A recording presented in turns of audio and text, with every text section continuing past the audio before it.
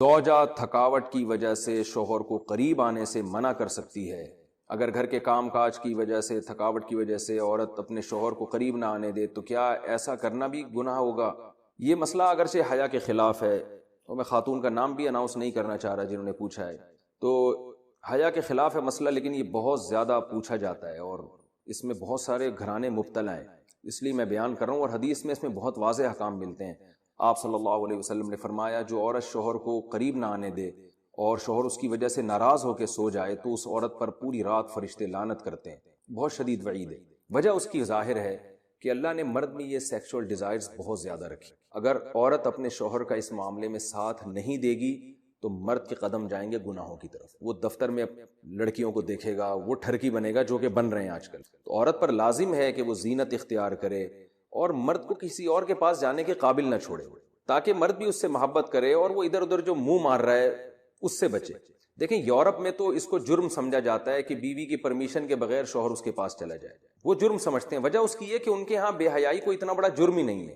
وہ اگر مرد کل دن میں کسی اور کے پاس چلا جائے تو وہ اس کو اتنا سیریس نہیں لیتے۔ اسلام میں تو یہ بہت بڑا جرم ہے کہ آپ کے لیے اللہ نے جس زوجہ کو بنایا آپ اس کے علاوہ کسی اور کے پاس کیوں جا رہے ہیں۔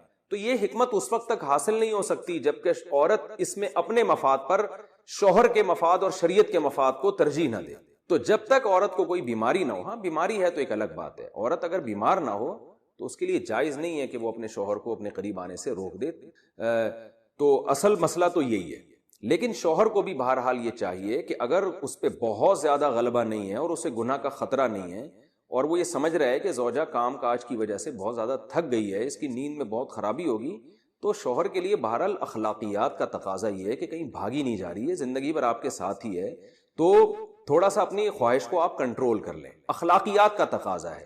قانون تو ایسے موقع پہ شوہر کا ساتھ دے گا، اسلامی قانون عورت کو برا کہے گا، لیکن اخلاقیات بھی کوئی چیز ہوتی ہیں، بھئی آج کے بجائے صبر کر لو تو اور اپنے آپ کو کنٹرول کر لو۔ تو کبھی کبھار اگر ایسا ہوتا ہے تو شوہر کو چاہیے کہ وہ اخلاقیات کا مظاہرہ کرے اور بیوی کو مجبور نہ کرے۔ لیکن بہرحال قانون یہی ہے کہ عورت کے لیے اپنے آپ کو روکنا جائز نہیں ہے، کیونکہ اس میں عورت کا کوئی خاص نقصان بھی نہیں ہوتا۔ انرجی تو مرد کی یوٹیلائز ہوتی ہے بہت زیادہ، تو عورت جس کا زیادہ نقصان نہیں ہو رہا اور مرد جس کا بیڑا غرق ہونے کا خطرہ ہے، اس کی نیند خراب ہو سکتی ہے رات کی اور پھر اگلے دن اس کو گناہ کا خطرہ ہے۔ جب انسان کی ڈیزائرز پوری نہیں ہوتی وہ تو بعض دفعہ درندہ بن جاتا ہے۔ یہ جو آج کل اتنے واقعات ہو رہے ہیں ریپ کے اور جو قتل کے واقعات ہو رہے ہیں اور یہ جو بدماشیاں پھیل رہی ہیں، یہ زیادہ تر انہی لوگوں کی ہے جن کی یہ حلال طریقے سے خواہش پوری نہیں ہو رہی اور وہ مطمئن نہیں ہو پا رہے، تو وہ پھر اس طرح کی حرام کاریوں کی طرف جاتے ہیں۔ تو اس لیے شریعت نے بہرحال حکم دیا ہے کہ اس معاملے میں عورت شوہر کا ساتھ دے۔ حضرت کیا فاقوں میں زندگی کیوں گزاری، جبکہ حدیث میں تو آتا ہے اگر اللہ نے دیا تو اس کا اظہار بھی ہو جاتا۔ تو بھائی حضرت عمر کو اللہ نے بہت تھوڑا دیا تھا، کیونکہ جو دیا تھا وہ سارا صدقہ کر دیتے تھے، بیت المال سے اپنی تنخواہ بہت کم رکھی ہوئی تھی، تو اس لیے وہ فاقوں میں تھے۔ جب اللہ دے تو پھر ظاہر کرے نا، جب اللہ نے دیا ہی نہیں ہے، رزق میں تنگی دی ہے تو پھر کیسے ظاہر کرے گا؟ انہوں نے اس پہ گزارا کیا۔ امام ابو حنیفہ کے مقلد اگر سب سے زیادہ ہیں تو چاروں اماموں میں، تو پھر رفع الیدین کرنے والے زیادہ کیوں ہیں دنیا میں؟ یہ بات غلط ہے، رفع الیدین نہ کرنے والے دنیا میں زیادہ ہیں، صحیح ہے نا؟ پورا بنگلہ دیش کی آبادی، انڈیا کے مسلمانوں کی آبادی، پاکستان کی آبادی، پورا افغانستان، ایران میں جتنے حنفی ہیں، اور یہی آبادی بہت کراس کر جاتی ہے۔ 1 ارب تو خالی انڈیا، پاکستان، بنگلہ دیش، برما میں گیا ہوں، ٹوٹلی 100% مسلمان فقہ حنفی کو فالو کرتے ہیں، ایک بھی ایسا نہیں ہے جو غیر حنفی ہو۔ یہ سب وہ جگہیں جہاں قدیم اسلام آیا۔ اسی طرح میں بخارا گیا، سمرقند گیا، ازبکستان گیا، پھر ترکی ٹوٹلی حنفی ہے، الا یہ کہ بارڈر جو شام کا، پھر شام میں آدھے حنفی ہیں آدھے شافی ہیں۔ تو یہ پوری تعداد اگر ملا کے دیکھی جائے نا، کیونکہ ہماری ٹریولنگ جو ہوتی ہے زیادہ تر سعودی عرب ہوتی ہے عام لوگوں کی، تو ان کو ایسا لگتا ہے کہ رفع الیدین کرنے والے زیادہ ہیں۔ یہ پھر بھی میں بتا دوں یہ کوئی اتنا بڑا ایشو ہے نہیں، اگر رفع الیدین کرنے والے زیادہ بھی ہوں تو کوئی اتنا بڑا ایشو ہے نہیں، یہ تو لوگوں نے اس کو ایشو بنا لیا۔ ہماری صحت پہ کوئی فرق نہیں پڑتا، دونوں رائے ہیں، صحابہ تابعین سے دونوں چیزیں ثابت ہیں، لیکن یہ چھوٹی چھوٹی چیزوں میں لوگ علماء کو الجھاتے ہیں، اور لوگ بھی نہیں، یہ مذہبی اسکالر جو منجن بیچ رہے ہیں نا، یہ لوگ الجھاتے ہیں ان چیزوں میں۔ ویسے جنرل نالج کے لیے بتا رہا ہوں میں آپ کو کہ یہ بات غلط ہے۔ اچھا، ایک جگہ میں نے کہا نا کہ 50% سے زیادہ لوگ امام حنیفہ کو فالو کرتے رہے ہیں، تو اتنی بڑی امت گمراہی پہ جمع ہو سکتی ہے۔ کسی نے کمنٹس کیے کہ 50% ہونا کوئی حق کی علامت نہیں ہے، اکثریت کا ہونا۔ دیکھو 50% لوگ ابو حنیفہ کو فالو کرتے رہے ہیں، 30% امام شافعی کو فالو کر رہے ہیں، آپ تو ان کو بھی غلط کہتے ہو، کیونکہ آپ کو ابو حنیفہ سے چڑ نہیں ہے، آپ کو تو اس سے چڑ ہے کسی مجتہد کو فالو کیوں کر رہے ہیں، اصل تو چڑ آپ کو اس سے ہے۔ ابو حنیفہ کو تو آپ بھی مانتے ہو، ہم بھی مانتے ہیں، چڑ یہ ہے آپ کو کہ ایک فقہ کو فالو کیوں کر رہے ہیں۔ تو اب 50% ابو حنیفہ کو، 30% امام شافعی کو، اور 17% امام مالک کو، اور 2% امام احمد بن حنبل کو، 1% باقی رہ گئے ہیں جو ڈائریکٹ قرآن و سنت سے کہہ رہے ہیں ہمیں جو سمجھ میں آئے گا، جبکہ ان کا کوئی ایک نہیں ہے، یعنی ان کی پھر آگے بہت سارے اختلاف ہیں ان کے آپس میں، جبکہ ان چاروں میں بنیادی چیزیں تو سب کی سیم ہی ہے۔ آگے نمازوں میں رفع الیدین کرنا ہے نہیں کرنا، زور سے آمین آہستہ آمین، ان چیزوں میں اختلاف ہے۔ تو اب میں کہتا ہوں کہ 99% سے زیادہ امت اس وقت بھی ان چاروں مذاہب میں سے کسی ایک کو فالو کر رہی ہے، وہ غلط ہے، اور 1% جو ہیں وہ کیا ہیں؟ صحیح ہیں۔ یہ کیسے ممکن ہے؟ جبکہ یہ 1% بھی اب ہیں، اگر آپ صدیاں اٹھا کے دیکھو گے نا، یعنی آج سے 100 سال پہلے جاؤ گے اور پھر آپ پیچھے جاؤ گے، تو جب سے یہ چاروں فقہ مدون ہوئے ہیں تو 99.99999% لوگ چاروں اماموں کو فالو کرتے آ رہے ہیں۔ 0.00001% ہوں گے جو کسی کو فالو نہیں کرتے، بلکہ ایسا بھی زمانہ آیا ہوگا کہ آیا ہے یقیناً کہ 0.01% بھی نہیں رہے، ایسا بھی زمانہ آیا۔ تو اب مجھے بتاؤ کہ اگر ہم یہ کہتے ہیں کہ یہ گمراہ ہیں 99%، 99.9% یہ گمراہ تھے، اور وہ 0.01% کیا ہے؟ ہدایت یافتہ ہیں، تو یہ کوئی عقل کی بات ہوگی؟ یہاں یہ کہنا کہ اکثریت کو معیار نہیں بنایا جا سکتا، یہ بات غلط ہے۔ اس امت میں جو اہل سنت والجماعت ہیں، جو قرآن و حدیث کو حجت مانتے ہیں، ان میں اکثریت کی رائے کا اعتبار ہے۔ یہ جو قرآن میں آتے ہیں نا تم اکثریت کو فالو کرو گے تو گمراہ ہو جاؤ گے، یہاں اکثریت سے غیر مسلموں کو ملا کے جو اکثریت بنتی ہے، اکثریت سے اہل اسلام کی اکثریت مراد نہیں ہے۔ اہل اسلام کی جہاں اکثریت کی بات آئے گی وہاں تو فالو کرنے کا حکم دیا ہے سواد اعظم کو۔ حدیث میں آتا ہے جو عامۃ المسلمین سے الگ ہوگا نا، قیامت میں ہم بھی اس کو الگ کر کے جہنم میں ڈالیں گے۔ جو عام ٹریک اہل سنت والجماعت کا چلتا آ رہا ہے، کیونکہ جنتی فرقہ اہل سنت والجماعت ہے، جنتی فرقہ جو ہے وہ اہل سنت والجماعت ہے، ما انا علیہ واصحابی، اور یہ چاروں اماموں اہل سنت والجماعت کے امام ہیں۔ تو اہل سنت والجماعت میں 99.9 کو فالو، یعنی چاروں کو فالو کرنے، اور 1% سے بھی کم وہ کسی اور کو، باقی تو پھر اہل سنت ہے ہی نہیں، وہ پھر شیعہ حضرات ہیں یا زیدی ہیں یا عباضی ہیں یا جو بھی ہیں، وہ پھر اہل سنت سے خارج ہیں۔ ہم تو ان کی بات کر رہے ہیں جو قرآن حدیث اور صحابہ کو حجت مانتے ہیں۔ تو ان میں اتنی بڑی امت گمراہی پر ہے تو بچے گا کیا؟ جنت میں دال چاول کے علاوہ کچھ ملنے والا نہیں ہے۔ پھر اس کا جواب نہیں دیتے وہ، ہمیشہ جو باطل لوگ ہیں نا جو کمنٹس کر رہے ہوتے ہیں آدھی پی جاتے ہیں، کہتے ہیں 50% حق پر کیا ہے؟ 50% تو صرف ابو حنیفہ کو فالو کر رہے ہیں، باقی بھی تو کوئی امام شافعی کو، کوئی امام احمد بن حنبل کو، کوئی امام مالک کو، تو آپ تو کسی کو فالو کرنے کو بھی جائز نہیں سمجھتے۔ تو اس کا مطلب یہ امت 1200 سال سے گھاس کھا رہی تھی جب سے یہ فقہ وجود میں آئے ہیں۔ اب آپ آگے بتاؤ گے کہ یہ ٹریک غلط ہے آپ سے، اب ہوگا کیا؟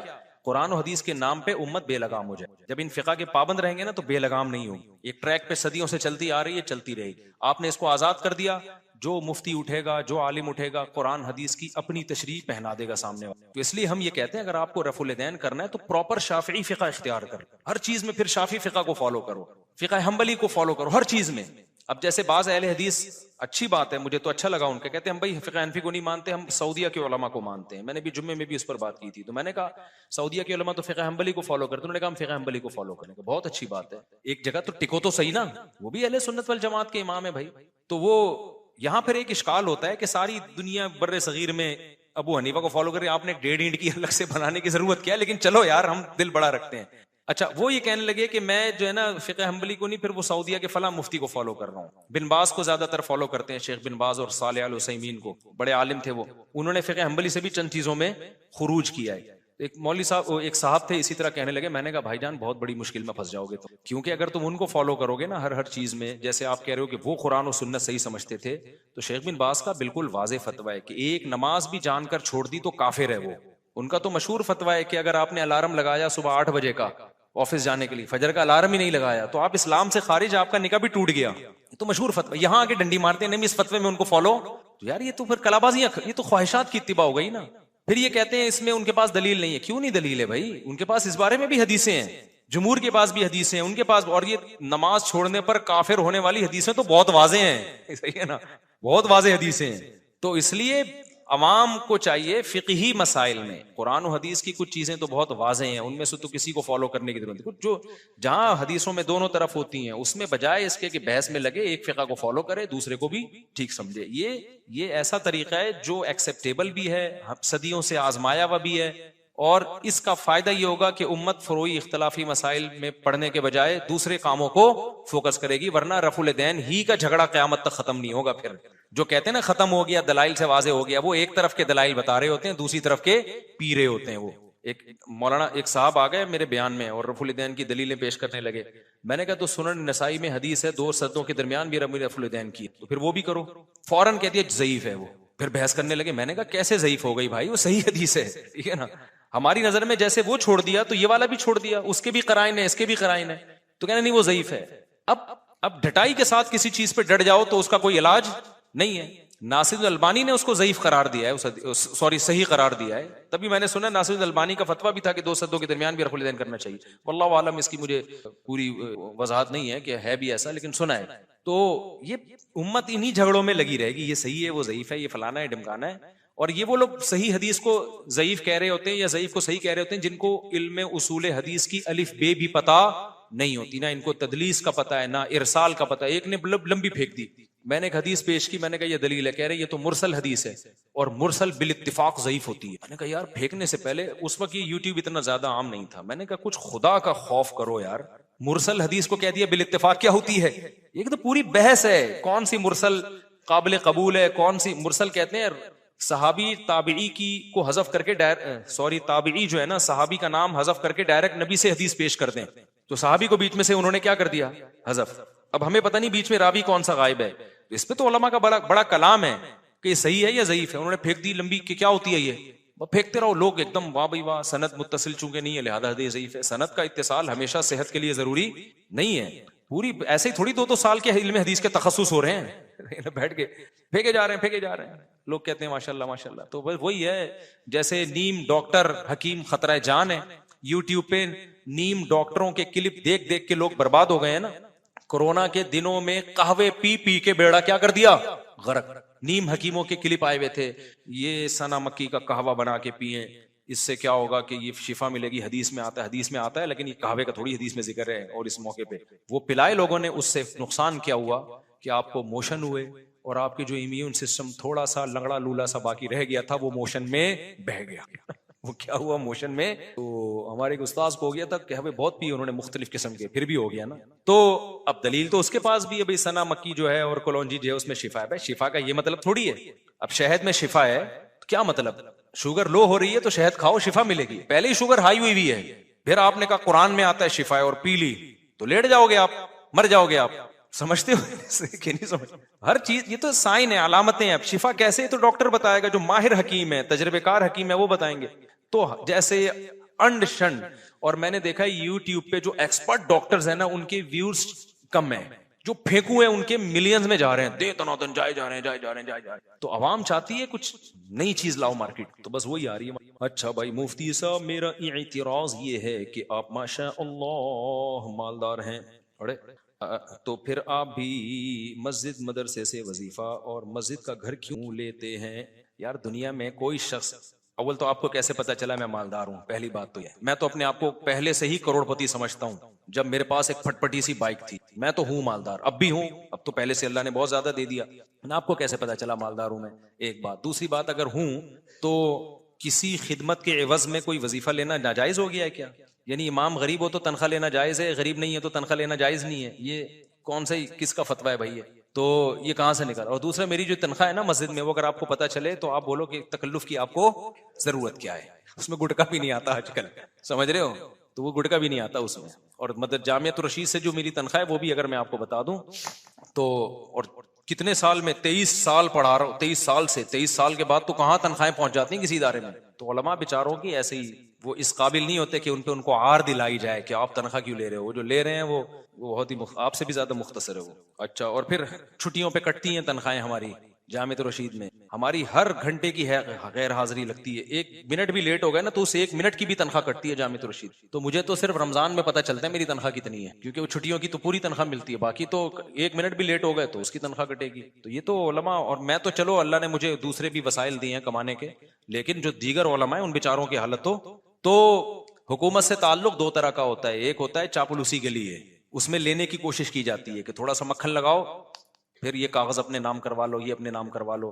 تو ہمارے جو شیخ مفتی عبدالرحیم صاحب ہیں ان کے تو بیٹے بھی مدرسے سے ان کا تعلق نہیں ہے. انہوں نے تو وصیت کی ہے میرے مرنے کے بعد میرے بیٹے مدرسے کے محتمم نہیں بنیں گے, مدرسے میں کسی قسم کا انتظام ان کے ہاتھ میں نہیں آئے گا. حالانکہ ان کے بیٹا میرا شاگرد ہے. میرا خیال ہے جامعۃ الرشید میں نہیں کہہ رہا سب سے نیک وہی ہے, یہ دعویٰ نہیں کر رہا, لیکن جو بھی اس سے ملے گا وہ کہے گا بہت نیک ہے. یہ رمضان میں ایک دن میں 15 پارے پڑھنے کا معمول ہے. دینی علوم بھی ہیں, دنیاوی علوم بھی ہیں, بہت سی استعداد ہے. تہجد جو ہے نا, تراویح تہجد, ہم دیکھیں, ہم سفر کیا ان کے ساتھ, اور بڑی خدمت گزار. تو ہونا تو چاہیے یہی بنے. انہوں نے وصیت کی یہ نہیں بنے گا, ٹھیک ہے نا. تو نہ اپنی اولاد کے لیے کچھ چھوڑا, نہ اپنے لیے ایک بالغ زمین پراپرٹی ان کے پاس نہیں ہے. سمجھ رہے ہو, جو اسٹیبلشمنٹ کا بندہ ہوتا ہے, کبھی دیکھا کہ اس کے پاس ایک بالغ زمین بھی نہ ہو؟ وہ تو کروڑوں کروڑوں کی جائیدادیں بنا لیتے ہیں. تو ایک بالغ بھی زمین ان کے پاس نہیں ہے. کوئی گفٹ لا کے, ایک دن میرے سامنے کسی نے پلاٹ ان کو گفٹ دیا, اسی وقت انہوں نے آگے صدقہ کر دیا, وہ پورا پلاٹ مدرسے کے نام کر, مدرسے کو گفٹ دے دیا. وہ کوئی محتمم دیکھا جو اتنا مدرسے کو اپنا مال اتنا دے رہا ہو. تو ہمیں جن بزرگوں سے تعلق ہے نا بھائی, جن سے ہم بیعت ہیں, وہ بڑے خاندانی قسم کے بزرگ ہیں. ایسے ہی تھوڑی ہم نے 23 سال کسی سے تعلق, بلکہ 23 بھی نہیں, 29 سال میرا ان سے, میں ان کے ساتھ رہا ہوں. جامعۃ الرشید کی انتظامیہ جو حضرت مفتی صاحب ہیں, تو اتنا کلوز ہونے کے بعد تو انسان رائے قائم کرنے کا حقدار ہے. پھر بھی ہم کہتے ہیں لا نزکی علی اللہ احد. ہم یہ نہیں کہہ رہے 100% کامل دنیا میں ہر شخص ہوتا ہے, ان کی پالیسیوں سے اختلاف بھی ہو سکتا ہے, سب کو ہو سکتا ہے. پالیسی غلط بھی ہو سکتی ہے, صحیح بھی ہو سکتی ہے. انسان ہے بھائی, غلطی کا امکان ہے. ہو سکتا ہے جو پالیسیاں چل رہے ہیں غلط ہو جائے, اس کے فائدے کے بجائے نقصان ہو جائے, لیکن صحیح بھی ہو سکتے ہیں. تو ان کے پاس جب آپ بیٹھو تو آپ کے ہر اشکال کا ان کے پاس جواب ہے. تو یہ ایک فضول بات بہت زیادہ چلائی. حدیث میں آتا ہے کہ میرے بعد اگر کوئی نبی ہوتا تو عمر ہوتے, جبکہ حدیث میں بھی تو آتا ہے کہ علی میری نسبت تم سے وہی ہے جو کہ یوسف کی ہارون سے, لیکن میرے بعد کوئی نبی نہیں ہے. تو کیا تعارض ہے؟ حدیث میں تعارض نہیں ہے بھائی. جو فضیلت عمر کے بارے میں وہی علی کے بارے میں. اگر نبی کے بعد کوئی نبی ہوتا تو عمر بھی ہوتے اور حضرت علی بھی ہوتے. اس میں کون سی ایسی ٹینشن والی بات ہے؟ ہمارے دوست مولوی صاحب کہتے ہیں کہ میں نے مولویوں کے ساتھ زندگی گزار دی. مولوی صرف ممبر کی حد تک دیندار نظر آتے ہیں, خود سارے کام کر رہے ہوتے ہیں, ہمیں منع کرتے ہیں کہ حرام ہے. یہ کسی حد تک صحیح بھی ہے, غلط بھی ہے, مبالغہ بھی ہے. سارے مولوی ایک جیسے نہیں ہوتے, اور یہ حقیقت بھی ہے. میں نے خود بھی دیکھا ہے ممبر پہ پھر خود کر رہے ہوتے ہیں وہ کام. ہمارے استاذ ایک بات کیا کرتے تھے کہ جب بھی کوئی فتویٰ دو نا تو پہلے یہ دیکھو اس کی ایج کتنی ہے, کتنے دنوں کے بعد میں نے اس سے یو ٹرن لینا ہے. تو پہلے سے ہی سوچ سمجھ کے فتویٰ دیا کرو. بعض دفعہ یہ ہوتا ہے, یہ گڑبڑ ان مولویوں میں ہوتی ہے جو واعظ ہوتے ہیں, وہ کسی چیز کو نا اس کی حیثیت سے زیادہ بڑھا دیتے ہیں, حالانکہ وہ شریعت میں نہیں ہوتی, اور اتنا بڑھا دیتے ہیں کہ سوسائٹی میں وہ قابل عمل ہوتی نہیں ہے. یہ ان مولاناؤں کے ساتھ زیادہ ہوتا ہے. اب مثال کے طور پر میں نے ایسے مولانا دیکھے بد نظری کے خلاف بیان, عورت سے چھپو, اس کے ہاتھ لگ گیا تو ایسے جیسے سر میں کیل ٹھوک دی, اور دیکھ لیا تو ایسے جیسے زنا ہو گیا. اتنا سخت بیان کرتے ہیں کہ بس نامحرم عورت تو بس آدمی کہتا ہے بھائی مار دو ان کو, سب کو قبر میں ڈال دو. اب جب خود سوسائٹی میں جاتے ہیں تو یہ پاسبل ہی نہیں ہے عملی طور پر. اب کوئی آ گئی, انہی کی چچی آ گئی, نامحرم ہے لیکن آ گئی, تو کیا دھکے دے کے بھگائیں ان کو؟ ان کے سر پہ دوپٹہ نہیں ہو, بیٹھی ہاں وہ یوں تو کر رہا ہے, لیکن اب سلام کا جواب تو دے گا نا اس کو. ایئر ہوسٹس آ گئی جہاز میں پوچھنے کے لیے کیسے ہیں آپ, خیریت سے ہیں, وہ یوں کہ نامحرم کو دیکھنا حرام ہے. وہ ظاہر ہے مروت کے خلاف ہے, وہ کہے گا ٹھیک ہوں آپ خیریت سے, اتنا تو ہوگا. تو یہ وہ مولانا لوگ ہیں جو شریعت کو ابھی سوسائٹی میں چلے ہوتے نہیں ہیں, انہوں نے صرف گھر مدرسہ ممبر دیکھا ہوتا ہے, تو ایک ایسی چیز قرآن و سنت سے نکال کے پیش کر دیتے ہیں جو قابل عمل نہیں ہوتی. اس وقت تو واہ واہ ہو جاتی ہے, کہتے ہیں ایسے ہوتے ہیں ڈنکے کی چوٹ پہ حق بیان کرنے والے, ڈرتے ورتے نہیں ہیں. جب خود پھنستے ہیں تو کیا کرتے ہیں بھائی, یہ کیا ہو گیا, پھر لوگ بدگمان ہوتے ہیں. یہ دیکھو, اس کی میں ایک آسان مثال دوں. یہ جو بارات کا کھانا ہے نا, یہ اسلام میں ثابت نہیں ہے. نبی نے ولیمہ کیا ہے, بیٹیوں کی شادی پہ ایک کھجور بھی نہیں کھلایا. اسی طرح جہیز بھی ثابت نہیں ہے. لیکن میں جب بھی یہ بیان کرتا ہوں نا, میں کہتا ہوں بارات کا کھانا ثابت نہیں ہے, اس کا بائیکاٹ کرنا چاہیے. لیکن کوئی ایسا نہیں ہے کہ کوئی یعنی سائیڈ افیکٹ کی وجہ سے ناجائز ہے, اس کے سوسائٹی پہ برے اثرات پڑ رہے ہیں. اب آپ کی اپنی بہن کی شادی ہو رہی ہے اور آپ بارات میں نہیں گئے, تو آپ کا جو بہنوئی ہے یا آپ کے جو بہن کے سسرال ہیں وہ بولیں گے یہ بندے کہاں شارٹ ہو گئے, 3 مولوی تھے بھائی, وہ تینوں یہ بہن کی شادی سے غائب ہو گئے. ان کو یہ بات سمجھانا کہ بارات کی وجہ سے بائیکاٹ کیا ہے, یہ بات ان کو سمجھ میں آئے گی؟ آپ کہہ سکتے ہو پھر وہ بائیکاٹ کر لیتے, بائیکاٹ کرتے رشتہ نہیں ہوتا آگے, نتیجہ کیا نکلتا, رشتہ ہی نہیں ہوتا آگے نا.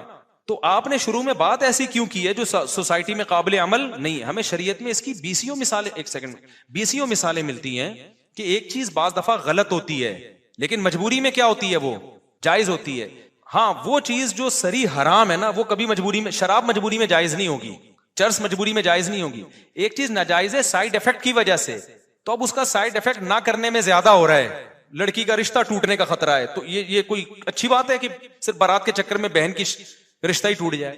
اسی طرح جہیز غلط چیز ہے، لیکن میں کہتا ہوں بھائی سسرال لالچی ہے، ان کو سمجھ میں نہیں آ رہا، آپ نے بیٹی کو اگر جہیز نہیں دیا، آگے ساری زندگی ساسوں کے تانے سنتی ہے وہ.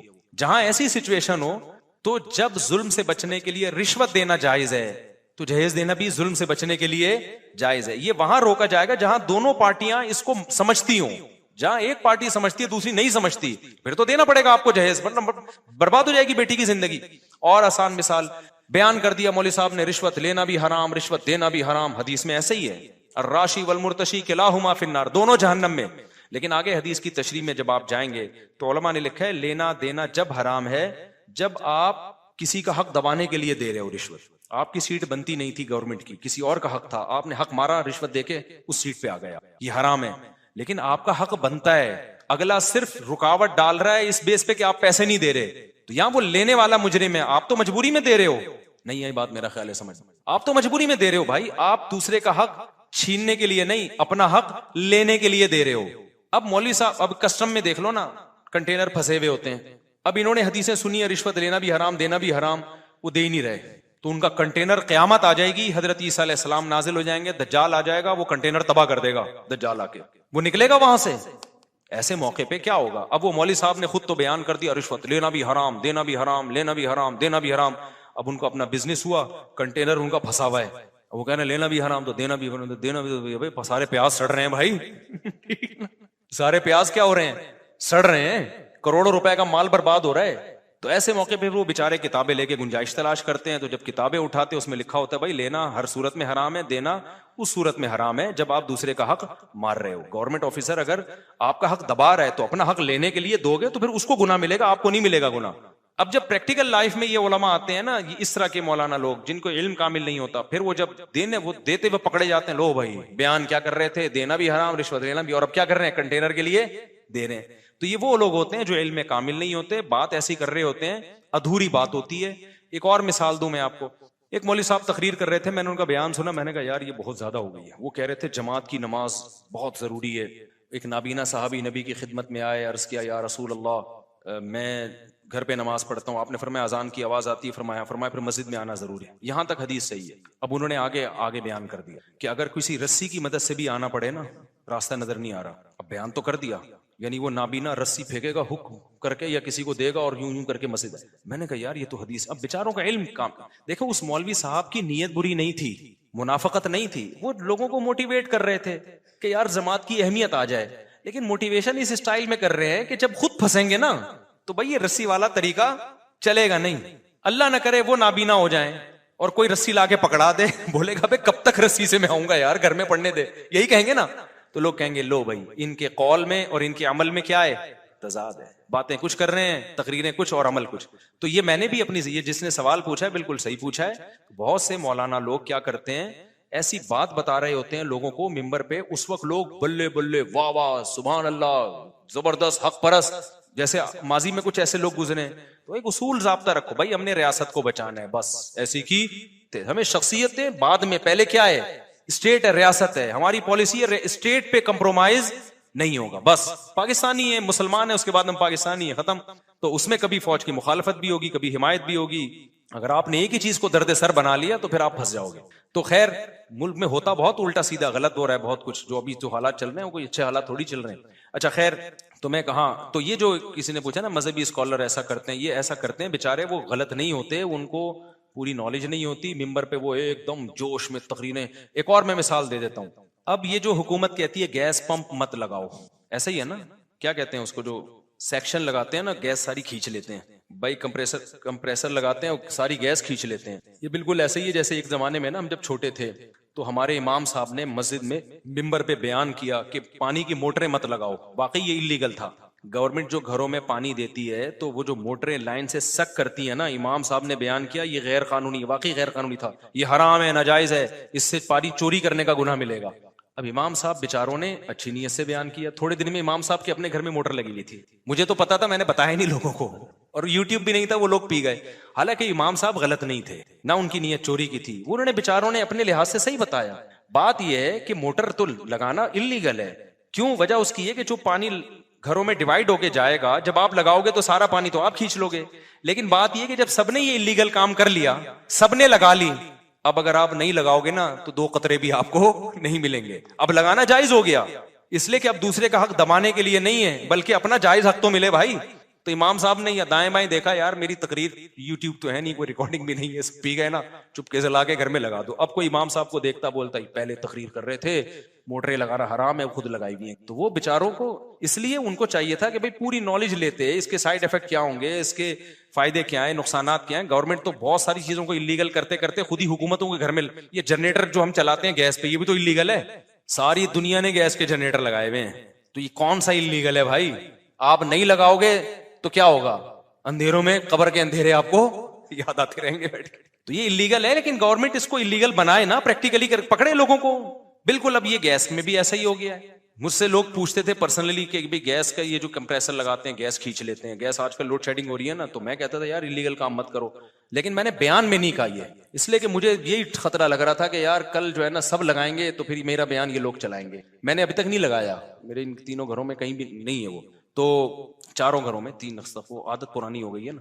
تو اب کیا ہے کہ بھائی اگر آپ اس میں بعض اپارٹمنٹ ایسے ہیں, لوگوں نے ہم سے آگے پوچھا, بولے ہم اگر نہیں لگا رہے نا تو ایک گیس کی اسمیل بھی نہیں آ رہی کیونکہ سب نے لگا لیا. اب میں ان کو فتوا دوں کہ آپ کے لیے لگانا بھی ناجائز ہے, تو یہ فتوا غلط ہو. اس لیے کہ گورنمنٹ جب انلیگل کر رہی ہے تو عمل کر کے دکھائے نا, لوگوں کو پکڑے, سارے وہ کمپریسر اتارے وہاں سے, ورنہ جو نہیں لگائے گا اس کو تو گیس ملے گی نہیں, وہ بیٹھا رہے گا اندھیروں میں, لکڑیاں جلائے گا کیا وہ فلیٹوں میں جا کے. تو یہ چل رہا ہے مارکیٹ میں. تو یہ کرتے ہیں بےچارے, یہ ناسمجھی میں کر رہے ہوتے ہیں, اور کچھ ظاہر ہے 2 نمبری میں بھی کر رہے ہوتے ہیں. تو سارے مولوی صحیح تھوڑی ہوتے ہیں, 2 نمبر بھی ہوتے ہیں. اور پھر بھی میں بتا دوں, اگر 1 نمبر بھی مولوی ہے تو مولوی ہونے کا مطلب فرشتہ وہ بھی انسان ہوتا ہے. یہ جو اللہ نے قرآن میں کہا نا, وَمَن يَعْمَلْ سُوءًا ثُمَّ وَمَن يَعْمَلْ سُوءًا أَوْ يَظْلِمْ نَفْسَهُ ثُمَّ يَسْتَغْفِرِ اللَّهَ يَجِدِ اللَّهَ غَفُورًا رَحِيمًا. کسی سے کوئی گناہ ہو جائے, توبہ کرے تو اللہ معاف کرے گا. تو یہ آیت صرف غیر مولوی کے بارے میں نہیں ہے, مولوی بھی اس میں شامل ہیں. تو سب کے لیے, صرف پیغمبر معصوم علی الخطا ہوتے ہیں, تو کسی کی پرائیویسی میں گھسنے کی آپ کو ضرورت کیا ہے؟ ٹھیک ہے نا, آپ دیکھو بھائی بات صحیح کر رہا ہے, سمجھ میں آ رہی ہے, ٹھیک ہے بھائی. ہمیں شریعت نے پردہ ڈالنے کا حکم دیا. کسی کا عیب سامنے آئے تو کیا کرو بھائی, پردہ ڈالو. ہاں ایسا عیب جس سے لوگوں کو نقصان ہو رہا ہو, چوری کہاں کر رہا ہے, چرس تقسیم کر رہا ہے چپکے چپکے, اس سے تو سوسائٹی تباہ ہو رہی ہے.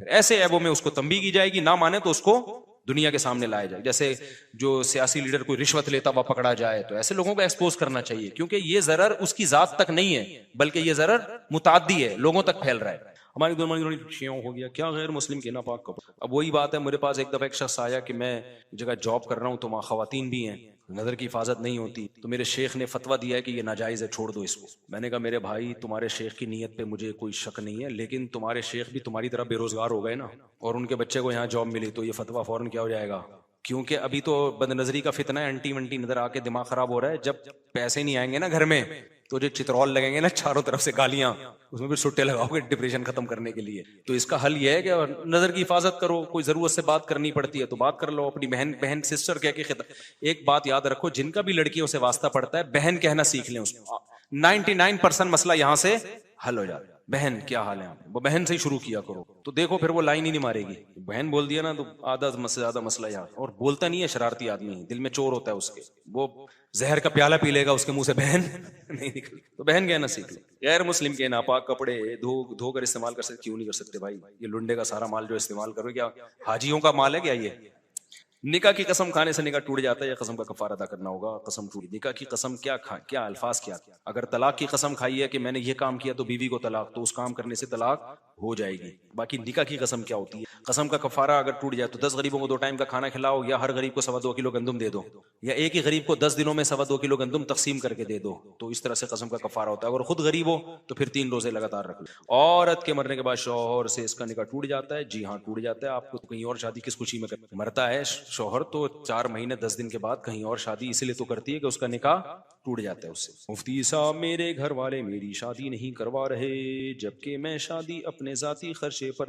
ہاں یہ ضرور ہے کہ مرد جب مرتا ہے نا, عورت جب مرتی ہے تو فوراً ٹوٹتا ہے نکاح. مرد جب مرتا ہے تو نکاح تو ٹوٹتا ہے لیکن من وجہن باقی رہتا ہے, کیونکہ عدت میں کچھ احکام نکاح والے باقی رہتے ہیں. تو اس کو کہتے ہیں نکاح تو ٹوٹ گیا لیکن من وجہن, بعض نکاح کے احکام ابھی باقی ہیں کہ اسی شوہر کی وجہ سے اب وہ گھر کی چار دیواری سے نہیں باہر نکل سکتی, زینت اختیار نہیں کر سکتی وغیرہ وغیرہ. مفتی صاحب میرے گھر میں شادی نہیں کروا رہے, جب میں بھائی آپ کچھ پوچھ رہے تھے, یہاں کوئی بندہ بیٹھا, ہاں آپ بتا, ہاں اب دیکھیں وہ تو میں اصول بیان کر رہا ہوں نا, کر کے دکھا دو تو پھر آپ اس کے سائیڈ افیکٹ سوچیں خود ہی. تو وہ تو میں یہ کہہ رہا ہوتا ہوں تپڑ ہے تو پاس کر ورنہ برداشت کر. وہ کر کے دکھا دو کا مطلب یہ کہ اسٹیمنا ہے آپ کے اندر, نہیں ہے تو بھائی پھر تو پٹو گے یار تم. پٹو, پٹنے کا اسٹیمنا پیدا کرو. اصل بات یہ ہے, لوگ یہ کہتے ہیں کہ ہم دوسری شادی کریں یا پہلی کریں اور ہم کوئی ایسا طریقہ بتا دیں کہ پٹے نہیں ہم. تو میں ان کو یہ جواب دیتا ہوں کہ یہ تو کوئی دنیا میں طریقہ نہیں ہے کہ دوسری شادی کرو پٹو نہیں ہے, یہ نہیں بتا سکتا کیونکہ میں خود پٹتے پٹتے رہ گیا تھا, بلکہ جو مجھے ڈپریشن تھی وہ تو پٹنا ہی کہلائے گا نا. تو میں یہ طریقہ نہیں بتاؤں گا, میں یہ بتاؤں گا کہ پٹنے کا حوصلہ پیدا کرو اپنے اندر. ہمارے ایک دوست ہیں سعودی عرب میں, بڑا خاندانی آدمی ہے, اللہ اس کی عمر میں مجھے بدماش ٹائپ کے لوگ بڑے پسند ہیں, کیونکہ جو بدماش ہوتے ہیں اس میں کانفیڈنس ہوتا ہے. جب یہ غلط چیز میں ہوتے ہیں تو غلط چیز میں صحیح میں, پھر صحیح میں بہت آگے جاتے ہیں. تو پہلے وہ غلط ایکٹیویٹیز میں تھا, اس کا غلط چیزوں میں پڑا ہوا تھا نا, اس میں بدماشی تھی اس کی.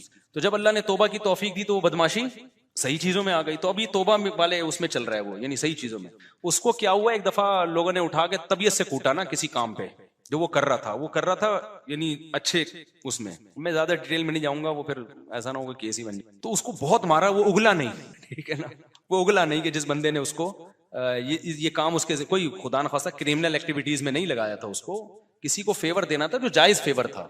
تو جو غلط لوگ تھے انہوں نے اٹھا کے مارا کہ تجھے بھیجا کس نے, وہ نہیں اگلا. میں نے اس سے پوچھا یار اتنی مار کھائی آپ نے اور اگلے نہیں ہے تو بڑا حوصلہ ہے. اس نے کہا یہ ہم پہلے بہت دفعہ پٹ چکے ہیں غلط کاموں میں, تو اب صحیح کاموں میں پٹنے کا ہمارے اندر حوصلہ. کہہ رہے مجھے ان کے چماٹے ایسے لگ رہے تھے گدگدیاں کر رہا ہوں. اور جس کا نام نہیں بتایا نا وہ بھی کوئی بڑے آدمی تھے, انہوں نے پھر اس کو بڑا فیور دیا, یار اتنا مار کھا کے اس نے میرا نام نہیں بتایا. تو اس نے تو پھر بہت ترقی دی اس کو. تو ہمیشہ ترقیوں میں وہی جاتے ہیں جن کے اندر پٹنے کا حوصلہ ہوتا ہے بڑے کاموں کا, ورنہ تو ایک بیوی دو بچے لے کے زندگی برباد کر مر جاؤ اسی میں. ایک بچہ بھی چھوئی موئی سے نکلے گا, وہ عجیب صحیح ہو, اس کو وہی سکھاتے رہو. انگریزوں کے موٹیویشنل اسپیکر جو ہے نا, بچوں کی ایکچولی جیسے آج کل آ رہے ہیں بچوں کو سیلف ریسپیکٹ, پھر بچوں کا جو ہے نا وہ دیکھو بہت عجیب سی چیزیں چل رہی ہیں یوٹیوب پہ, کیونکہ بچے دو ہو کے بھی کنٹرول سے باہر ہیں, اور جن کے درجنوں بچے ہیں وہ کنٹرول میں ہیں. وہ ایسے بھی بہت سارے خاندان ہیں, کیونکہ بچہ بچوں کو کنٹرول کرتا ہے, اس کو نیچرل لائف ملتی ہے. خیر جی, مفتی صاحب میری ہو گیا میرے بھائی. مفتی صاحب قرآن میں ولو اننا 8ویں پارے میں دوسرے صفحے پر لکھا ہے کہ اس آیت کو پڑھنے سے دعا قبول ہوتی ہے, کیا یہ صحیح ہے؟ کون سی آیت؟ حضرت عیسیٰ علیہ السلام نے شادی کیوں نہیں کی؟ ان کو موقع ہی نہیں ملا بھائی. یہودیوں نے اتنا تنگ کر کے رکھا تھا کہ اللہ نے ان کو آسمانوں پہ اٹھا لیا,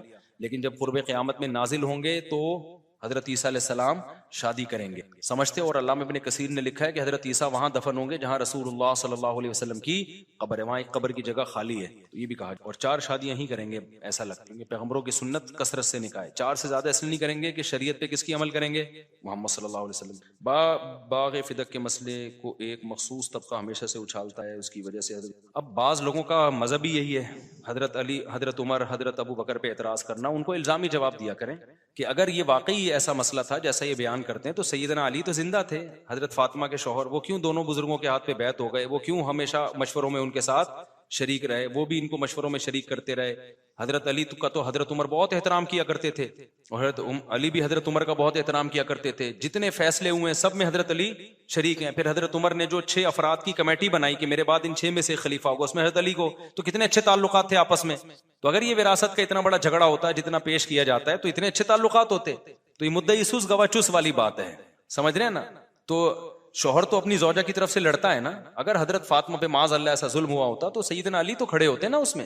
تو حضرت فاطمہ کو غلط فہمی تھی, حضرت ابو بکر نے حدیث سنا دی کہ انبیاء کی وراثت تقسیم نہیں ہوتی. وہ کیا لالچ کریں گے؟ جو سارا سامان نبی کی خدمت میں لے کر آ گئے, صحیح حدیث ہے نا, نبی نے ان کا سارا, انہوں نے ایک موقع پہ حضرت ابوبکر سارا سامان لے کر آ گئے. نبی نے پوچھا کہ گھر میں کچھ چھوڑا؟ فرمایا اللہ رسول کا نام چھوڑا ہے. تو کیا وہ ایک باغ, اور وہ بھی نبی کی بیٹی کا, وہ قبضہ کر کے بیٹھیں گے؟ کوئی کامن سینس کی بات ہے یہ؟ جو نبی کا غار میں, نبی کے غار یار ہیں, وہاں تنہا نہیں چھوڑ رہے. اور سورہ توبہ کی آیتیں دیکھو, ایسی جاندار آیتیں, یا ایھا الذین آمنوا, اے ایمان والو, اگر تم الا تنصروہ, اگر تم پیغمبر کی مدد نہیں کرو گے نہ کرو. یہ قرآن کا انداز ہے. فقد نصرہ اللہ اذ اخرجہ الذین کفروا, اللہ نے اس وقت بھی مدد کی ہے جب مشرکین نے ان کو نکال دیا تھا. ثانی اثنین, جب 2 میں سے یہ ایک تھے, ایک ابو بکر اور ایک یہ. تو اللہ نے پوری امت کو ابو بکر کے مقابلے میں ذکر کیا ہے کہ تم سارے چھوڑ دو نا, ابو بکر تو نبی کے ساتھ ہے. اللہ نے اس وقت ابو بکر کے ذریعے مدد کی ہے. اور اذ یقول لصاحبہ، جب نبی ابو بکر سے کہہ رہے تھے اپنے ساتھی سے، قرآن صاحب کا لفظ صرف ابو بکر کے لیے استعمال کیا، اپنے ساتھی سے کہہ رہے تھے لا تحزن، غم نہ کر، ان اللہ معنا، اللہ ہمارے ساتھ ہے۔ دیکھو موسیٰ علیہ السلام جب دریا پہ آ کے رک گئے نا، اور پیچھے سے فرعون آیا، بنی اسرائیل نے کہا ہم تو مارے گئے، موسیٰ نے کیا کہا، ان معی ربی، میرے ساتھ کون ہے، میرا اللہ ہے۔ یہ نہیں کہا اللہ ہم سب کے ساتھ ہے۔ موسیٰ علیہ السلام کو ڈر تھا کہ میری تو مدد ہوگی، ان کی پتہ نہیں ہوگی کہ نہیں ہوگی، کیونکہ کسی موقع پہ ساتھ ہی نہیں دے رہے، اتنی اللہ نے مدد کر دی ہے، تو اب اللہ کوئی راہ نکال لے گا یہاں کے اگر مروا دیا، انا لمدرکون، ہے موسیٰ مر گئے، پکڑے گئے، تو فرعون تو مارے گا، تو توکل ذرا بھی نہیں تھا۔ اس لیے موسیٰ علیہ السلام نے کہا ان معی ربی، میرے ساتھ کون ہے، میرے رب ہے، تمہارا کوئی بھروسہ نہیں ہے۔ لیکن جب ابو بکر غار میں تھے اور چاروں طرف سے گھیر لیا، بالکل وہی سچویشن جو فرعون کی تھی، تو نبی نے کیا فرمایا، غم نہ کرو، ہمارے ساتھ کون ہے، ہم دونوں کے ساتھ اللہ ہے۔ ان کو پتا تھا جانثار ساتھی ہیں، ایسا نہیں ہو سکتا اللہ میری مدد کرے ابو بکر کی نہ کرے۔ تو یار اتنی بڑی فضیلت، وہ باغ کھائیں گے یار، کچھ سوچنے کی بات ہے، وہ کسی کے باغ پہ قبضہ کریں گے، اور وہ بھی پیغمبر کی بیٹی کی، تو یہ غلط بات ہے۔ اس کو شیعہ حضرات کو چاہیے تھوڑا سا ہوش کے ناخن لیں، کیوں امت میں اختلاف پھیلا رہے ہیں؟ سارے شیعہ ایسی باتیں کرتے بھی نہیں ہیں، جو آج کل نئے نئے مارکیٹ میں خطیب آ رہے ہیں وہ زیادہ ان مسئلوں کو اجاگر کر رہے ہیں۔ حضرت علی نے اپنی بیٹی بھی دی تھی حضرت عمر کو، ان سے نکاح ہوا ہے، لیکن شیعہ لوگ تو اس کا انکار کرتے ہیں، حالانکہ یہ تاریخی حقیقت ہے جو خود شیعوں کی کتابوں سے ثابت ہے۔ لیکن چلو وہ تو ایک بات کی چیز ہے نا، تو یہ تو کتنی بڑی حقیقت ہے کہ کیوں ایک وراثت کا ایک مال کیوں روکیں گے وہ جو نبی پر اتنا کچھ جانثار کیا۔ پھر حضرت حسن حسین نے کیوں اعتراض نہیں کیا بڑے ہونے کے بعد؟ کوئی ایک تقریر حضرت حسن حسین کی دکھاؤ ابو بکر عمر کے خلاف۔ حضرت عمر تو حضرت حسن حسین کا بڑا اکرام کیا کرتے تھے، اور گلی میں چلتے پھرتے جب چھوٹے تھے تو ان کو اٹھا کے پیار کرتے۔ ایک دفعہ حضرت حسن جو ہے وہ کہیں گلی میں کھیل رہے تھے، حضرت علی بھی تھے، حضرت عمر نے فرمایا، گود میں اٹھا کے فرمایا شبیہم بمحمد لا بعلی، یہ تو نبی کے مشابہ، علی تمہاری شکل پہ نہیں گئے ہیں یہ۔ اور حضرت علی ہنس رہے تھے، یعنی یہ کہا کہ یہ تو پیغمبر کے زیادہ مشابہ ہیں یہ۔ تو پھر حضرت عمر نے کتنا پروٹوکول دیا حضرت حسین کو۔ آپ کو پتا ہے حضرت حسن کی جو امام زین العابدین ہیں، جو کربلا میں اکیلے باقی بچ گئے تھے، ان کی والدہ کون تھی؟ حضرت حسن کی نسل، تو حضرت حسین کی نسل جو چلی ہے نا وہ حضرت زین العابدین سے چلی ہے۔ آج جتنے حضرت حسین کی اولاد ہے وہ امام زین العابدین کی اولاد میں سے ہیں۔ تو ان کی جو والدہ تھیں وہ کون تھیں؟ یہ وہ تھیں جو ایران کی شہزادیاں، جنہیں حضرت عمر نے حضرت حسن و حسین کو گفٹ میں دیا تھا۔ ایران سے شہزادیاں قید ہو کے آئیں، لونڈیاں تھیں، تو لوگوں نے کہا یہ شہزادیاں، ان کو باندی بنانا ان کی توہین ہے، ان کا کسی بڑے سے نکاح ہونا چاہیے، شہزادیاں تو شہزادوں سے نکاح ہونا چاہیے۔ تو حضرت عمر نے کس کو شہزادہ قرار دیا؟ حسن و حسین کو۔ ہر جگہ ان کو اہل بیت کو پروٹوکول دیا۔ تو یہ بنایا ہوا پھڈا ہے بھائی، یہ حقیقی پھڈا نہیں ہے، یہ بنایا ہوا پھڈا ہے۔ اب اس پہ کوئی آ جائے گا کسی اسکالر کا، پھر ایک نئی پھڈا چھو وہاں۔ مجھے ایک واقعہ یاد آتا ہے، ہمارے ایک رشتہ دار جہاز میں نا، مرچنٹ نیوی میں کیپٹن تھے، وہ سفر کر رہے تھے، تو ایک ہندو لڑکی آئی، ان سے پوچھا کہ یہ شیعہ لوگوں کا اور سنیوں کا کیا اختلاف؟ تو ان کو زیادہ نالج نہیں تھی، انہوں نے بتایا کہ بڑا اختلاف تو یہ ہے کہ شیعہ کہتے ہیں کہ حضرت علی کو خلیفہ بننا چاہیے تھا، سنی کہتے ہیں ابو بکر کو۔ تو اس نے کہا وہ تو بن گئے نا، اب کیا کرنا ہے اس پھڈے سے؟ وہ ہندو لڑکی پریشان ہو رہی تھی، اب تو ہو گئے نا، یہ تو سلیکشن کے وقت دیکھا جاتا ہے نا کس کو بنا، اب تو جو بننا تھا وہ تو بن گیا، تو اب کیا کریں؟ تو کہہ رہے میں نے بھی کہا پتہ نہیں، مجھے تو خود پتہ نہیں اب کرنا کیا چاہیے۔ تو اب باغ فدق کا جو مسئلہ تھا وہ تو حل ہو گیا، ختم ہو گیا۔ اب تو ہم آگے کی سوچیں نا، اب تو ہم کسی کی وراثت نہ کھائیں، جس کی بنتی ہے اس کو دے دیں۔ اب ان پہ اعتراض کرنا اور ان جھگڑوں کو دوبارہ شروع کرنا جو ختم ہو چکے ہیں، اس سے حاصل ہونے والا کچھ بھی نہیں ہے۔ اور پھر آپ دلائل میں جب ایک طرف کے دیکھتے ہیں تو ایک اینک سے کیوں دیکھتے ہیں؟ دوسری آنکھ سے بھی تو دیکھو نا، دوسری طرف کے دلائل آپ دیکھو۔ یوٹیوب پر کافی اسکالرز حدیث عمار کو مسئلہ بنا کر کافی تنقید کرتے ہیں حضرت معاویہ پر، اس کا کئی دفعہ جواب دے چکا ہوں، بھی میرے بخاری کے لیکچر اپلوڈ ہوں گے، اس میں بھی اس کا جواب آئے گا۔ بات یہ ہے کہ جواب والے کلپ وائرل نہیں ہوتے، نیگیٹو چیزیں فوراً، وہ میرا کلپ چلا تھا نا کوا حلال والا، اس کا میں نے جواب ریکارڈ کروایا ہے، ریفرنس دیے، پھر میں نے بتایا کون سے کوے کو میں نے کہا ہے حرام ہے، کون سا حلال ہے، پوری ڈیٹیل کر۔ جس نے وہ جواب سنا مطمئن ہو گیا، لیکن وہ جواب کہیں پھیل کے ہی نہیں دے رہا، بس جو ایک چیز چلی گئی وہ اس پہ لوگ کلپ بنا کے نا اعتراض۔ میں نے اس کوے کو نہیں بولا یہ والا جو کوا ہے آپ کا، اگر اس کو میں حلال بولتا تو ہو سکتا کوا بریانی کھلاتا آپ کو میں بیٹھ گئے۔ تو پوری ڈیٹیل سے بات میں نے کی ہے، اب میں کروں گا نا تو پھر وہی ادھوری بات ہوگی، پھر اس کا ادھورا کلپ چلا جائے گا۔ تو میں ان کووں کو حلال نہیں کہتا، اور ویسے بھی کامن سینس کی بات ہے یار، اس کو کون اس کوے کو حلال کہہ سکتا ہے؟ اگر کہتے تو کوئی تو بریانی شریانی پکا کے کھلا رہے ہوتے نا، لیکن وہ وضاحتی بیان وائرل ہی نہیں ہوتا. وجہ کیا ہے؟ یوٹیوبر جو بیٹھے ہوئے ہوتے ہیں ان کو ویوز چاہیے ہوتے ہیں, وہ نیگیٹو چیزوں کو ٹھک ٹھک ٹھک ٹھک ٹھک ٹھک دبا کے پھیلاتے ہیں. تو وہی جیسے شادیوں کے کلپ دبا کے نکل رہے ہوتے ہیں, اور جو بیوی کے حقوق والے کلپ ہیں وہ نظر ہی نہیں آ رہے ہوتے, تو شوہر کے حقوق والے بھی نظر نہیں آ رہے ہوتے, تو ماں باپ والے بھی بہت ہی کم ہوتے ہیں. ایک دو ہوتے ہیں جس میں ذرا جذباتی سا ہو گیا نا, تو اس میں جذبات کو لوگ کیش کراتے ہیں, وہ مفتی صاحب جذبات, تو عنوان یہ لگتا ہے مفتی صاحب رو پڑے, لوگ کہتے ہیں پتہ نہیں 5ویں ہو گئی کیا, کیوں رو پڑے ہیں. اس چکر میں ماں باپ کے حقوق سن لیتے ہیں وہ, اگر اس پہ ڈال دینا ماں کا حق کوئی بھی نہیں سنے. تو یہ یوٹیوب کی دنیا ایک الگ دنیا ہے, اس میں کوا حلال والی چلے گی, حرام والی نہیں چلے گی. اس میں مفتی صاحب آپ سے بیعت کا خواہش مند, وہ بھی میں نے لوگوں کو بیعت کرنا سمجھا اس کی. ہاں, جب سفر سے آپ واپس آ رہے ہو نا, تو شہر کی حدود میں جیسے ہی داخل ہوگے پوری نماز پڑھنا لازم ہو جائے. جب تک گھر پہنچو گے نہیں, شہر کی حدود. شہر کی حدود کسے کہتے ہیں؟ شہر اور اس کے جو مضافات ہیں, قریب قریب کی آبادی. جب صحرا شروع ہو جائیں تو پھر مسافر. اسی طرح باہر جاتے ہوئے بھی جب تک شہر کی حدود کو کراس نہیں کر دیتے اس وقت تک آپ مسافر نہیں بنتے. سمجھ رہے ہو؟ چلو بھائی, سبحانک اللہم وبحمدک، نشہد ان لا الہ الا انت، نستغفرک.